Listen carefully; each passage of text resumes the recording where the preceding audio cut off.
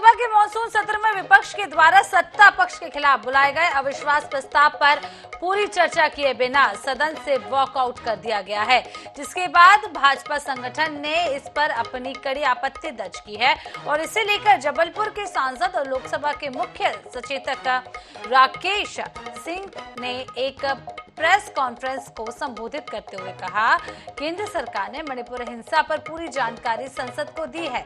गृह मंत्री अमित शाह ने ये जानकारी देते हुए विपक्ष से सहयोग की अपील की थी, लेकिन विपक्ष ने केंद्र सरकार की किसी भी बात पर अपनी सहमति नहीं दी। इतना ही नहीं, मणिपुर हिंसा पर जबरदस्त राजनीति भी की गई है। इसकी मजबूरी ये है कि पूरे देश में एक भ्रष्ट गठबंधन में भ्रष्ट नेताओं के गठबंधन के साथ, उनकी उपस्थिति के साथ उनका चेहरा सामने आया, जिसको घमंडिया गठबंधन का नाम अब देश की जनता दे रही है और उनके मामले सामने आ रहे हैं और इसलिए वो झूठे आरोप लेकर, मनगढ़ंत और बनाए हुए आरोप लेकर, आप जानते हैं कि मध्य प्रदेश में एफआईआर भी दर्ज हुई है, उनके द्वारा जिस तरह के कृत्य किए जा रहे हैं, मध्य प्रदेश की जनता इसके लिए उनको माफ नहीं करेगी। इस बार लोकसभा का मॉनसून सत्र काफी हंगामेदार रहा, जिसे लेकर इंदौर सांसद शंकर लालवानी ने आज भाजपा कार्यालय में एक प्रेस कॉन्फ्रेंस का आयोजन किया, जहां पर उन्होंने मॉनसून सत्र में देश हित और आमजन के हितों को लेकर किए गए फैसलों के संबंध में मीडिया से चर्चा की। इस दौरान सांसद लालवानी ने विपक्षी दलों के द्वारा सदन में किए गए हंगामे को लेकर भी उनकी कार्यप्रणाली पर सवाल उठाए।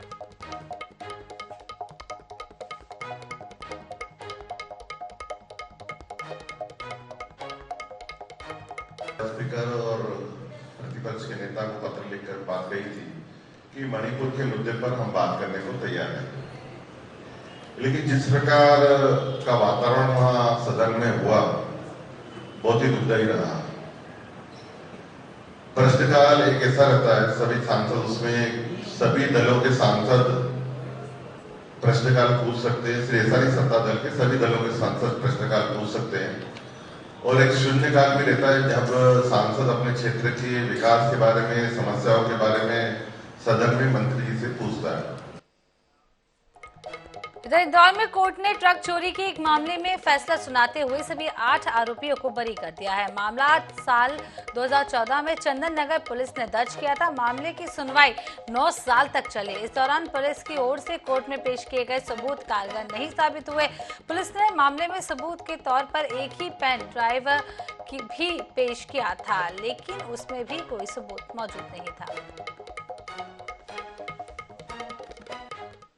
कुल 8 आरोपियों में से सभी 8 आरोपियों को निर्दोष साबित करते हुए सभी को बरी कर दिया गया है और सभी 8 आरोपी निर्दोष साबित हुए हैं, क्योंकि यहाँ पर पुलिस के द्वारा जो संज्ञान लिया गया, जो अपराध पंजीबद्ध किया गया, उसमें एविडेंस का काफ़ी लेकुना था और एविडेंस इस प्रकार से कलेक्ट नहीं किया जिस हिसाब से कलेक्ट करने के उपरांत सभी आरोपियों को सजा हो पाती, क्योंकि आरोपी निर्दोष थे, उन्हें निराधार अपराध में संलिप्त किया गया था पुलिस द्वारा। चलिए बात कोरबा की कर लेते हैं। बड़ी खबर कोरबा से आपको बता दें, मेडिकल कॉलेज से लापता मिला बच्चा, पानी पिलाकर बच्चे को रखा गया जिंदा। कोरबा पुलिस चौकी के पास ये बच्चा मिला है। मेडिकल कॉलेज से महिला ने की थी बच्चे की चोरी। सीसीटीवी के आधार पर बच्चे तक पहुंची पुलिस। महिला और बच्चे दोनों को मेडिकल कॉलेज लाया गया है। तो तस्वीरें भी आप देख सकते हैं, एक्सक्लूसिव तस्वीरें हम -24/7 पर दिखा रहे हैं, जहां बच्चा चोरी का ये पूरा मामला सामने आया था। वहीं अब लापता बच्चा मिल गया है और पानी पिलाकर उस बच्चे को जिंदा रखा था। तो कोरबा से तस्वीरें आपको बता रहे हैं, जो विचलित करने वाली तस्वीर है। पुलिस चौकी के पास अब ये बच्चा मिल गया है और महिला और बच्चे दोनों को मेडिकल कॉलेज लाया गया है। तो मेडिकल कॉलेज से बच्चा गायब हुआ था।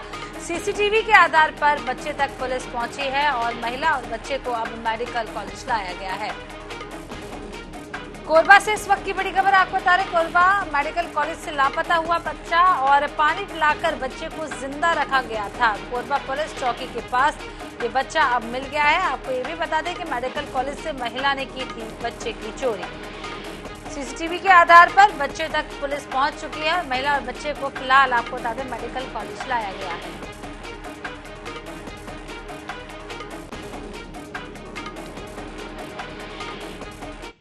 इधर महिदपुर से 20 किलोमीटर दूर गांव पर्वतखेड़ा में सचिव और सहायक सचिव ने मिलकर प्रधानमंत्री आवास योजना में हेराफेरी कर हितग्राही की 1,20,000 की राशि का गबन कर डाला है और प्रकरण जाहिर होने पर सरपंच ने सहायक सचिव बलराम मकवाना, सचिव भेरूलाल सोलंकी की शिकायत जनपद पंचायत और जिला पंचायत में करने की बात भी कही है। वहीं जब मीडिया ने सचिव और सहायक सचिव से जानकारी मांगी तो वे अपना पलड़ा झाड़ते हुए नजर आए, कैमरे के सामने से भाग गए।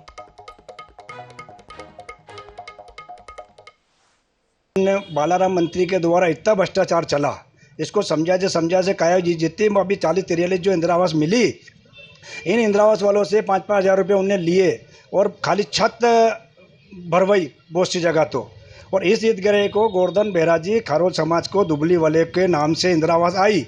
हमारी समस्या यह है कि हमारे मुख्यमंत्री आवास ये खा गए, मंत्री खा गए। फिलहाल तो हमने उसके लिए एक जांच दल बनाया है, वो फाइनल रिपोर्ट सबमिट करेंगे हमें। इसके अतिरिक्त ये है कि उसमें एक इशू ये है कि 2 गांव में एक ही पंचायत के अंतर्गत 2 ही व्यक्ति का नाम सेम था। प्रथम दृष्टया तो ये सो होता है कि शायद नाम की एक जैसे होने के कारण त्रुटि हुई है। इसके उपरांत जो भी जाँच आएगी और अगर उनके विरुद्ध होगी तो उनके विरुद्ध कार्रवाई की जाएगी।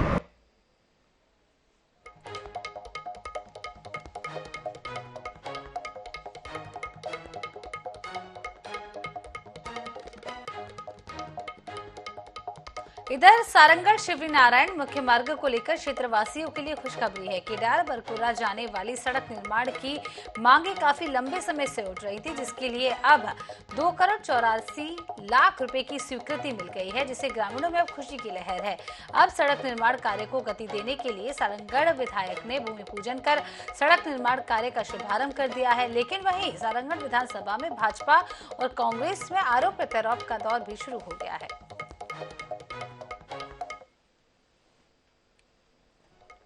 और अगली पाली मार्ग मुख्यमंत्री सड़क है माननीय, तो हमारे छत्तीसगढ़ के माननीय मुख्यमंत्री जी नवीनीकरण के लिए जो राशि दिए हैं लगभग 4 करोड़ है।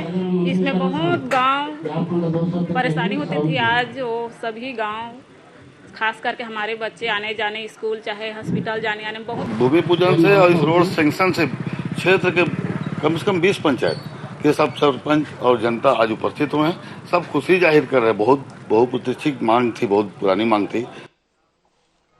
मध्य प्रदेश विधानसभा चुनाव के लिए बीजेपी ने 39 उम्मीदवारों की पहली लिस्ट जारी कर दी है। सूची जारी होने के बाद सीएम ने दावा किया है कि भारतीय जनता पार्टी पूरी तरीके से मैदान में है। युद्ध स्तर पर हमारी तैयारियां चल रही हैं। वहीं कांग्रेस तंज कस रही है कि बीजेपी को विधानसभा में प्रत्याशी मिल ही नहीं रहे हैं। हल्लों पर दांव लगाया जा रहा है। बीजेपी की पहली सूची जारी होने के बाद सीएम ने कहा कि कांग्रेस कह रही थी 1 साल पहले उम्मीदवार घोषित करेंगे, 6 महीने पहले उम्मीदवार घोषित करेंगे, लेकिन अब तक कुछ नहीं हुआ। भारतीय जनता पार्टी ने तो अपने उम्मीदवार घोषित कर दिए। हमारे सेनापति अब मैदान में हैं।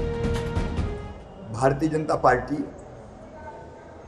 पूरी तरह से मैदान में है। युद्ध स्तर पर हमारी तैयारियां चल रही है। कांग्रेस कह रही थी कि 1 साल पहले उम्मीदवार घोषित करेंगे, 6 महीने पहले उम्मीदवार घोषित करेंगे, लेकिन भारतीय जनता पार्टी ने तो अपने उम्मीदवार के घोषित कर दिए। हमारे सेनापति अब मैदान में है। बीजेपी के उम्मीदवारों की सूची पर नेता प्रतिपक्ष डॉक्टर गोविंद ने कहा कि भारतीय जनता पार्टी के पास कोई उम्मीदवार नहीं है। चुन के हारे हुए उम्मीदवार ला रहे हैं और अपने कार्यकर्ताओं को अपमानित करके दूसरों को सम्मानित करने का काम कर रहे हैं। इससे तय है कि भारतीय जनता पार्टी के पास अब कार्यकर्ता नहीं बचे हैं। भारतीय जनता पार्टी के पास कोई उम्मीदवार नहीं है। चुन के हार के उम्मीदवार ला रहे हैं और उनमें अपना कार्यकर्ताओं को अपमानित करके उनको सम्मानित करने का काम कर रहे हैं। इससे सिद्ध हो जाता है कि भारतीय जनता पार्टी के कार्यकर्ता कोई बचे ही नहीं उस पार्टी में जो टिकट के लिए योग्य हों। बीजेपी ने 39 प्रत्याशियों की पहली सूची जारी कर मैदान तो मार लिया, लेकिन जगह जगह हो रहे विरोध से पार्टी के रणनीतिकारों के माथे पर बल पड़ रहा है। हालांकि डैमेज कंट्रोल के लिए बीजेपी ने अपने सीनियर लीडरों को सक्रिय कर दिया है। INS न्यूज के लिए भोपाल से मनीष कांत जैन की रिपोर्ट। इधर पन्ना के गुनौर में सीएम शिवराज सिंह चौहान ने 677 करोड़ रुपए के विकास कार्यों का भूमि पूजन और लोकार्पण किया।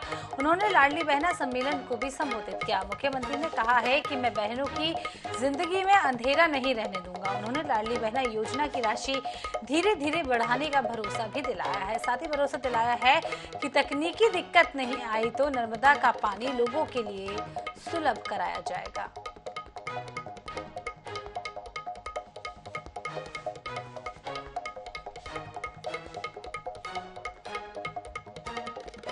इधर विधानसभा चुनाव को लेकर राजनीतिक सरगर्मी तेज हो गई है। भारतीय जनता पार्टी ने छत्तीसगढ़ प्रदेश के 90 में से 21 विधानसभा क्षेत्रों में प्रत्याशियों की घोषणा कर दी है। मीडिया से बातचीत के दौरान पूर्व मुख्यमंत्री डॉक्टर रमन सिंह ने मुख्यमंत्री भूपेश बघेल पर जमकर निशाना साधा।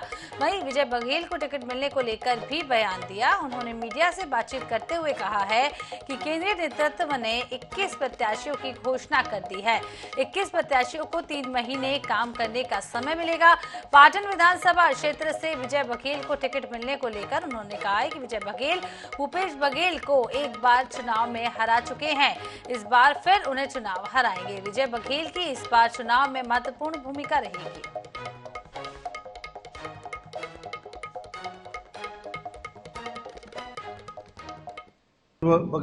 भूपेश बघेल को चुनाव हरा चुका है और एक बार फिर हराएगा। निश्चित रूप से विजय की महत्वपूर्ण भूमिका इस चुनाव में रहेगी।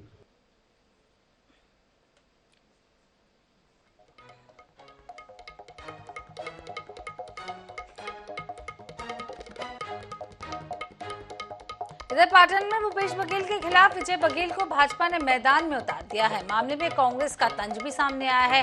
मंत्री अमरजीत भगत ने कहा है कि बीजेपी किसी को भी सूली पर चढ़ा देती है। नंद कुमार साय को अजीत जोगी के खिलाफ लड़वाकर उनका राजनीतिक सफर समाप्त कर दिया। अब विजय बघेल को मुख्यमंत्री के सामने लड़वाकर राजनीतिक एपिसोड क्लोज कर देंगे। अरविंद केजरीवाल के छत्तीसगढ़ दौरे पर मंत्री भगत ने कहा है कि पहले दिल्ली और पंजाब संभाल ले, छत्तीसगढ़ में उनकी दाल नहीं गलेगी। लोग तो किसी को भी सूली में चढ़ा देने वाले लोग हैं।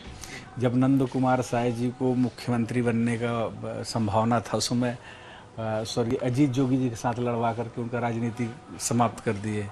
आज विजय बघेल जी को माननीय भूपेश बघेल मुख्यमंत्री जी के खिलाफ लड़वा करके उसका राजनीतिक एपिसोड लोग क्लोज करने वाले हैं। तो ये लोग बड़े माहिर लोग हैं और कब किसका राजनीतिक पत्ता काट देंगे वो दिख रहा है सीधा सीधा। कभी इस प्रकार का रणनीति नहीं बनता। यार पहले दिल्ली संभाल ले, पंजाब संभाल ले, उधर क्या है हवा निकल गया है। अब इधर आकर के क्या करेंगे? सब आ रहे हैं अपना अपना वो लेने, लेकिन इधर दूर दूर तक संभावना नहीं। यहाँ दूर दूर तक कोई संभावना नहीं है। यहाँ कांग्रेस ही आएगी और अच्छे बहुमत के साथ आएगी। अब छत्तीसगढ़, मध्य प्रदेश, राजस्थान की बारी है। इसके बाद दिल्ली में हमारे झंडा फहरना निश्चित है। इसमें कांग्रेस की सरकार लाना देश की जरूरत है।